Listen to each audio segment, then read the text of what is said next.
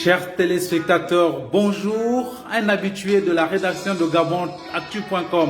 Aujourd'hui, il s'agit de Jean-Victor Mwambading, président du MESPE, Mouvement d'émancipation du peuple. Monsieur le Président, question d'actualité aujourd'hui, le retour du secrétaire exécutif de Démocratie Nouvelle, Monsieur René Ndemezo-Obiang au sein du PDG. Qu'en pense le MESPE? Merci pour cette question qui me permet de me prononcer sur les questions d'actualité. S'agissant de ces retours, je ne suis pas surpris. Je connais le compatriote en question au lycée national Léomba, où j'étais tous élèves. C'est vrai que, si ma mémoire est bonne, et l'effectif est bonne, il a été avant moi au lycée national Léomba. C'est ainsi qu'il a eu le bac avant moi. Il est parti à l'étranger en France. Moi, j'ai eu le bac, le dernier bac Présac. La suite de quoi je suis allé en France. Au lycée Léomba, il m'a semblé que ce compatriote était un brillant sujet sur le plan sportif. Parce qu'il jouait à l'équipe du lycée, qui était une des meilleures équipes du Gabon. Il était en ce sens très remarquable. Quand je vais en France, on me dit qu'il a été à Caen avant moi. Mais quand je suis allé à Caen, il n'y était plus, il était à Paris. Et je l'ai de nouveau retrouvé dans les structures syndicales.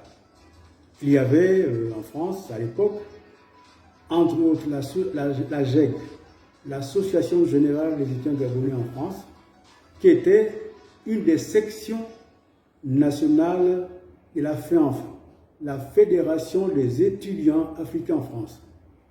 C'était des associations patriotiques formées après la Deuxième Guerre mondiale et qui se battaient pour l'indépendance et la liberté de nos pays et de notre continent. Donc je l'ai rencontré pendant les congrès et de la GEG et la FEANF. Il m'a paru au départ être un militant important, un militant très actif. Mais, chemin faisant, ces actions ont créé en moi un doute sur la personne à l'intérieur de la GEG. Un des événements qui a créé un doute sur l'engagement de la personne, c'est quand le président Bongo Ondimba est parti en Chine.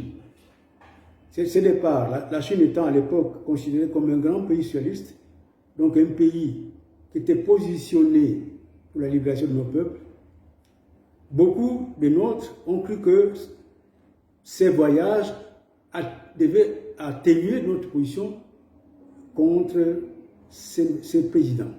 J'étais de ceux qui pensaient que non, même s'il a été en Chine, nous ne devions pas atténuer notre lutte contre le pouvoir qu'il dirigeait et contre l'impérialisme, en l'occurrence l'impérialisme français.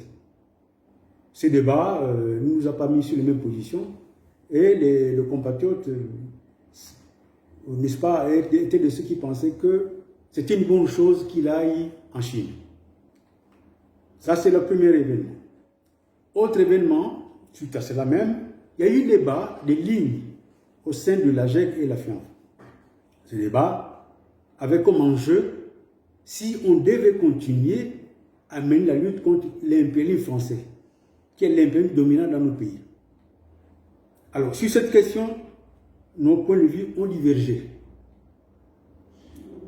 Certains au sein de la FEANF et de la GEG semblaient qu'il fallait mettre en avant la lutte contre le social-impérialisme russe, soviétique. Et au détriment de la lutte contre l'impérialisme qui domine nos pays, l'impérialisme français. Nos compatriotes a été de ce côté-là. J'étais de ceux qui pensaient qu'il fallait mener la lutte contre l'impérialisme en général, en particulier l'impérialisme français qui domine nos pays. Et vous étiez en France? J'étais en France, au sein de la GEG et la FEANF. Et je fais grâce à des détails. Je n'étais pas surpris que quand il rentre au Gabon, il se retrouve du côté du PDG. Vous savez, entre l'homme et l'homme, les choses ne sont pas toutes transparentes. L'homme est une énigme pour un autre homme. C'est ainsi que on connaît mieux l'homme à la suite de ses expériences. Quand il rentre, il se met du côté du PDG, j'ai compris que il était dans nos rangs un élément qui n'était pas en accord dans la pratique avec les idées qu'il défendait officiellement. Alors je ne suis pas donc surpris qu'il dévoile le fond de son positionnement. Parce que j'ai appris qu'il est désormais, enfin qu'il était un des héritiers du président Bongo Ondimba. Donc finalement,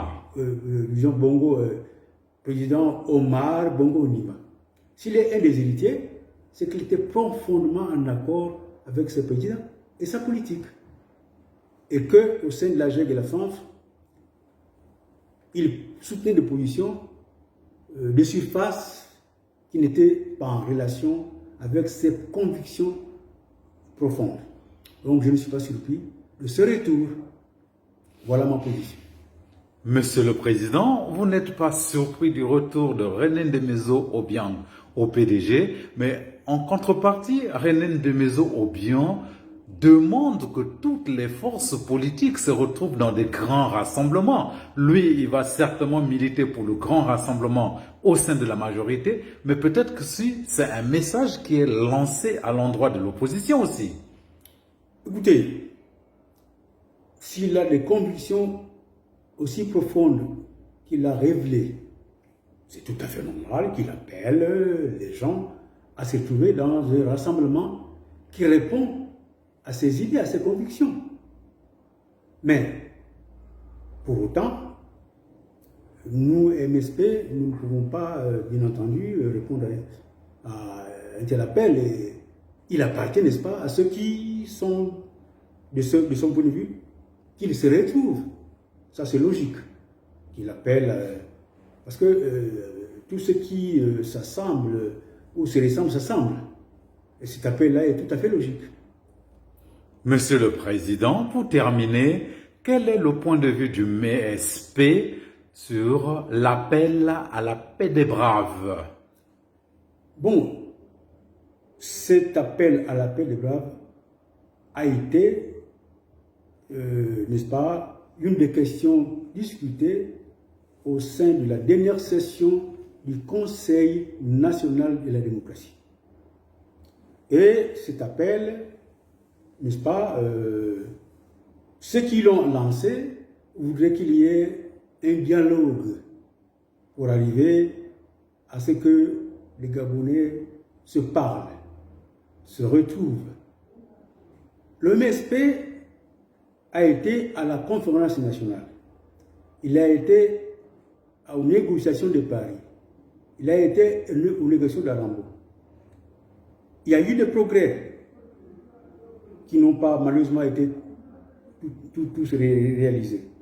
Mais le MSP dit la conclusion suivante: les appels aux négociations sont été jusqu'alors, plus on avance dans notre histoire, n'est-ce pas, le prétexte au maintien de l'ordre établi.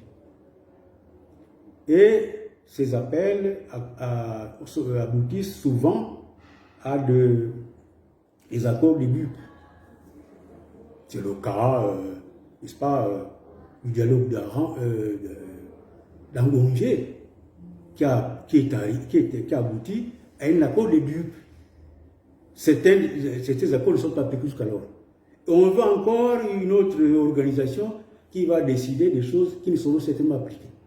Le MSP pense que le MSP, certes, est d'accord pour qu'on fasse du dialogue une des armes ou les armes principales qui puissent amener notre pays à changer. Mais à condition que ce soit des dialogues authentiques. C'est le MSP qui a lancé l'idée qu'il fallait un dialogue inclusif et sans tabou. C'est nous qui avons lancé ça. L'idée a été reprise par les deux camps. Mais dans la réalisation, on a plutôt assisté non plus à un dialogue sans tabou, mais un dialogue avec tabou. C'est ce qui a fait que le monsieur n'a pas été de l'eau d'Agongé, qui a abouti à un accord de dupe. Nous ne voulons pas répéter à l'identique ces choses-là. Quand le Gabon, quand nous allons être convaincus que les dialogues vont conduire à une véritable paix, eh bien, nous irons. Mais tant que ce sont autant de moyens pour la sauvegarde de l'ordre établi, nous n'irons pas. Voilà pourquoi nous avons dit niet à cet accord, à cet appel, qui va aboutir à un accord de dupe, comme d'habitude. Merci, Monsieur le Président. Merci d'avoir fait confiance à GabonActu.com. C'est bon?